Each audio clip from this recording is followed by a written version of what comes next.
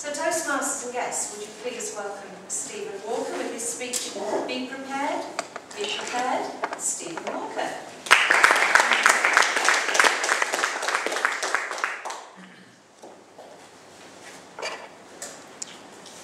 Tonight, I'm going to speak about one of my favourite subjects, sleep. But it's such a tiring topic and an idea, and I'm going to speak about disasters. Madam Toastmaster, ladies and gentlemen.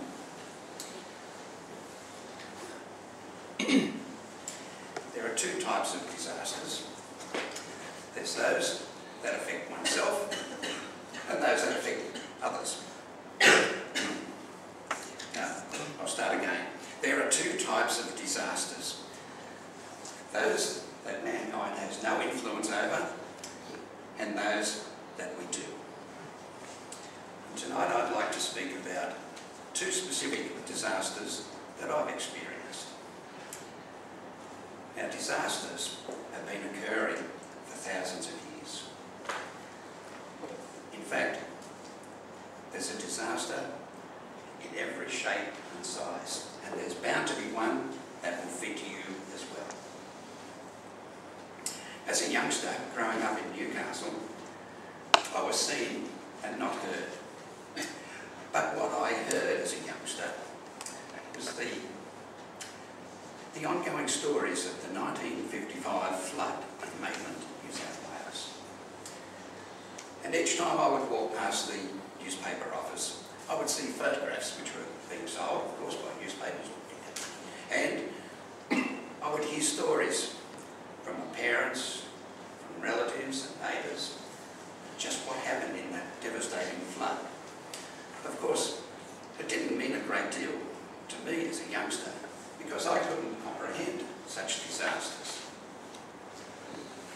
As I became older and was able to move around myself under my own motive power, a car, there were many times I ended up in Maitland, and many times I parked in streets where the telegraph pole had a plaque on it designating the point where the flood reached in the telegraph pole. Now, I couldn't reach many of these plaques. That's how big the flood was. And many of the homes that were flooded are still in existence today. So the floodwaters came along just gradually and just seeped into town and rose and rose and rose. That can't happen today because of levee banks. So disasters happen. And as a youngster, I was able to hear and witness other people's experiences. So that developed my mind so that I can perhaps accommodate disasters as they were to occur. And yes, I've had my share of disasters. That's right, I've been on a blind date. But the two disasters I would like to share tonight, specific disasters. One occurred in 1979 when I was travelling across North America. And a friend had dropped me off at a bus terminal in South Bend, Indiana, and I was going to take a leisurely overnight run to Manhattan in New York. As it turned out, the bus drove right through a place called Harrisburg, which people will recognise as the capital city of the state of Pennsylvania, and it's also the home of the 3 Mile Island nuclear plant. Now, I thought it was great to go through Harrisburg because I had a friend once who lived in Harrisburg, so I thought, well, this will be great. It's going to be night time when I go through, but at least I'll see a little bit of Harrisburg. Well, late in the next day, I get to the hotel in New York, check in, and there was a radio in the room. I thought, oh, great, it's free. I'll turn it on. So I turned on the radio, and of course the news got this story about the radiation leak in Pennsylvania. And I thought, that's funny, I just drove past there. But there didn't appear to be any stress with the news telecast. I didn't think more of it. But a little bit later on, I thought, I better check on that radiation leak and see if I need to get any treatment, whatever? Am I going to grow another set of arms, or am I going to grow a second head? What's going to happen? So, as it turned out, but really all fizzled out. So that was good. But you kind of think, though, that some people would find this would be rather distressing to experience. Another disaster occurred in 1989 in my former hometown of Newcastle. And that was the day the earth moved. Wow, great big earthquake.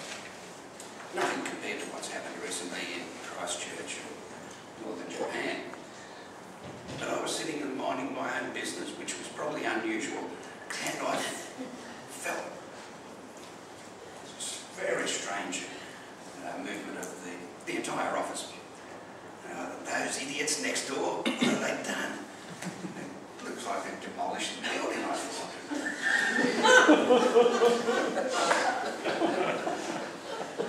I was interested in getting back to work, but the staff were all wandering out. What's going on? What do they know that I don't know? All that's happened to the fools next door have just broken a gas pipe or something. So I've wandered out, and of course, down the street, a massive cloud of dust, destroyed bricks, water, just have crumbled, and now it's just coming down like a sandstorm, just coming down the street towards us. So I was able to deal with these particular disasters quite easily, I felt. They were just another event. And I thought to myself, I think, even though the experts say we've got to debrief, we've got to talk about our experiences, I've never disclosed what I did in either of those two disasters until tonight. I didn't want a certificate from the mayor for my part that I played in the earthquake, because I did quite a few things to help people after the event. Did nothing before, of course. But I did use my outlook on disasters to help my children learn to drive. When I was teaching them, I said to them, pretend every driver out there is a Toastmaster until they prove otherwise.